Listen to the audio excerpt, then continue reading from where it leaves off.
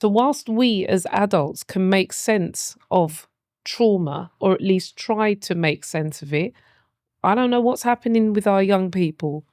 And it might be manifesting itself in what we were saying earlier before we started the film rolling. The trauma is unfolding and manifesting itself in ways that I don't think young people are making sense of themselves. Because when you was talking about it, I started to think about brain development and how does trauma impact how their brain develops.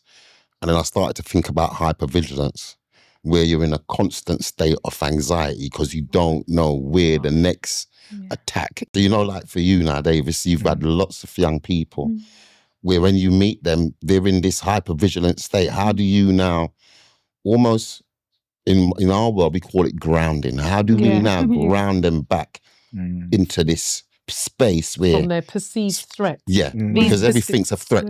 So where are they operating when I'm trying to teach 24 poems and you got to get through Macbeth and they're sitting there in this fight, flight or freeze mode, and you know, and that's where the trauma is playing out. How do we ground, or how do we help parents